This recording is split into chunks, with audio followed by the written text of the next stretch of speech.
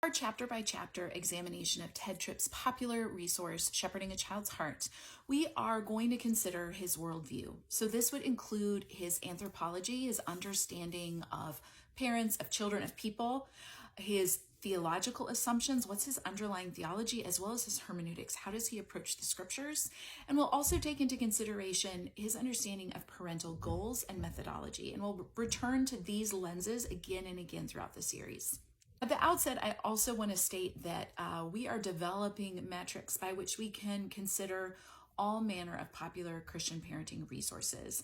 So we are selecting ones that would have had significant reach either by sales numbers or by the way they helped develop and shape popular Christian parenting approaches, really to examine the claims in the teaching themselves. I'm going to really try and stay focused on that as we examine the teaching, try and stay in my lane. But it's not to personally attack these resources. It's not to personally process my own experience as a parent or as an adult child, but to really examine the claims within the teaching and put them under the microscope. Let's get started with the preface. Now, I'm reading from the second edition. This was published in 2005. The original book came out in 1995.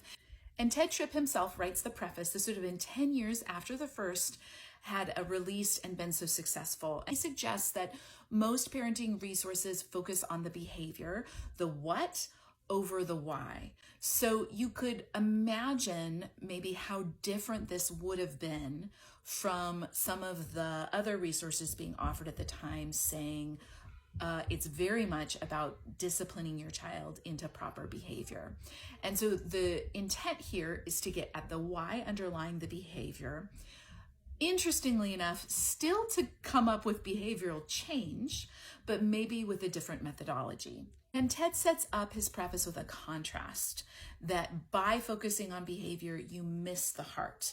And I point that out really because these binaries, these contrasts are very common throughout the book. It's either this or this. The preface is interesting because it gives an author a chance to speak directly to the readers in a personal way. So kind of like the cover copy, it's interesting to think, what did they choose to spotlight? And Ted chooses to spotlight that distinction that his book is going to be focused on the heart, as well as what I would say is maybe the underlying thesis of the book, and it has to do with idolatry. And he starts right there. He says, this is on page 11 of the preface to the second edition, our kids are always serving something, either God or a substitute for God, an idol of the heart.